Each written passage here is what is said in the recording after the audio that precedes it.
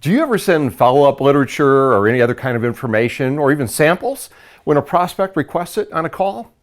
Well, there's a wrong way to react to this request, which could be a blow-off, by the way, and a correct way that helps to move the sales process forward more quickly.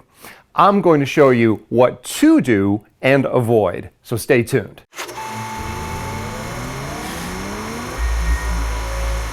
So picture the sales rep who did an okay job of piquing the prospect's interest, asking questions, and then making a sales recommendation. The prospect said, well, yeah, it sounds interesting. Send me some information on that. So the rep emailed a canned template with several general web page links and a PDF of a couple of catalogs that didn't specifically address the detailed issue that they had discussed on the previous call. Then the rep called back about a week later and said, yeah, I just wanted to check in with you. I'm following up on that material that I had sent. Wanted to make sure that you got it okay. Okay. Yeah. All right. Well, keep us in mind. So there's another sales opportunity that self-destructed. What should you do for maximum impact in these situations? Well, many of you use web pages and demos, videos, PDFs, and hard copies of catalogs and brochures to supplement your telephone and direct sales calls. Now, when the sales strategy is for you, the sales rep, to be the primary communicator in that sales process, as opposed to a direct marketing strategy, which is either online or hard copy, where the medium stands alone as the sales vehicle and seeks a response. The materials need to complement what was discussed on the call, not be the sales process. That's the mistake. So here are some ideas to help you maximize your sales using these tools and ensure that they don't simply end up in the trash or get zapped into oblivion. First, get commitment. They're going to do something with your material. Don't simply offer to send stuff to everyone you speak with by phone. Prospects requesting material is often a way for them to get rid of salespeople. It always has been. If they request information, learn specifically what they're looking for.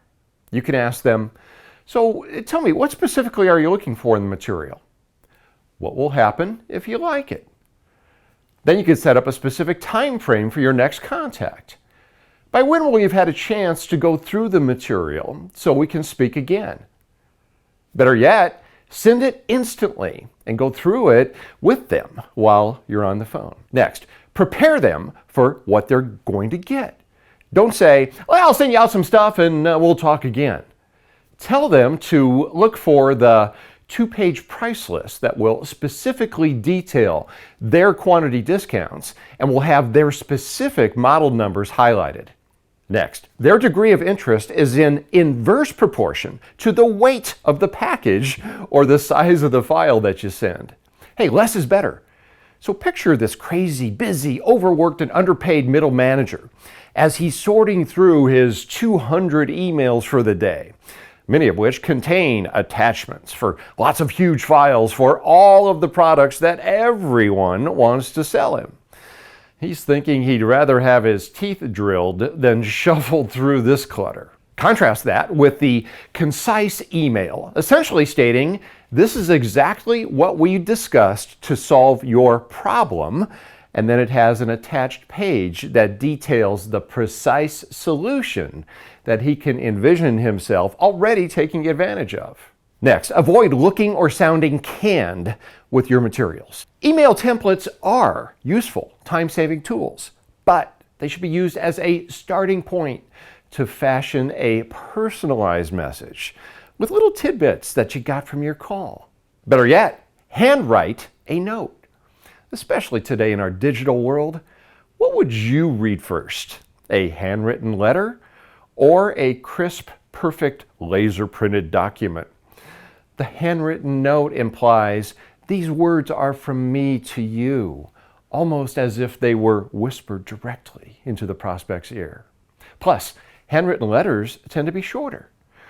You probably won't want to scratch out everything you mail, but it's a nice informal touch for something that needs to go out in a hurry. Use simple language. Write as you speak. Get rid of that strict, conventional, grammatical, those rules that we used to follow in school. Just picture your prospect up to his elbows in grease, reading a letter that starts out with, "Enclosed, please find," right? Instead, say, "Here's the price list that you wanted. Look at the special quantity discounts that I've highlighted for you." Mark up your literature. When you do send hard copies of anything, hey, mess it up. Use highlighters, use Post-it notes, underline it, put notes in the margin, make it ugly, as my friend Jim Demansky says. Use a PS. Professional direct mail copywriters will confirm that the most read part of a letter or an email, and sometimes the first or the only part that is scanned, is the PS. So mention a hard-hitting, memorable benefit or a request for action, something that's going to stick. Also, you could ask a question. Maybe you can give the impression that it was kind of an afterthought, kind of a, oh, by the way point that you wanted to make. Best yet, handwrite the PS for more impact. Oh, and here's some ideas for the actual follow-up phone call. Don't start out with, "I just wanted to call and see if you received the literature." Hey, you're not calling to check on the network status or the postal service efficiency. Get them involved. Hey, Mike, it's Art over at Precision Distribution. I'm calling to follow up on our last conversation on those motors that we were talking about for your downtown project. And what I'd like to do is go through those specs that I sent you to see which ones would be the best options for you.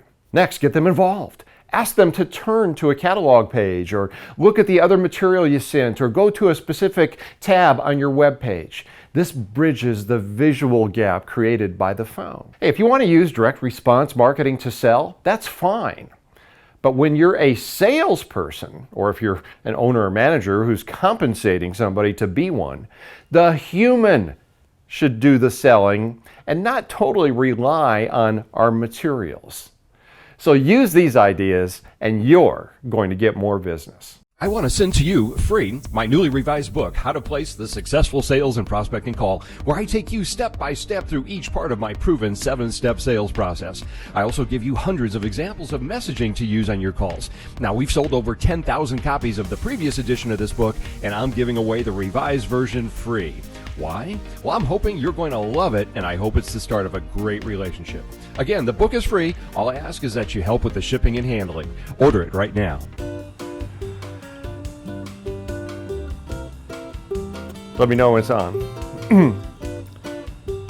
It was on? Didn't look like it was. The red light wasn't on. Next, their degree of interest is in inverse proportion to the size. Inverse proportion. That's Next, their degree of interest is in inverse proportion to the size. Inverse proportion, that means opposite? Next, their degree of interest is in inverse direction to proportion. Inverse proportion. Oh, but we'll get to this later.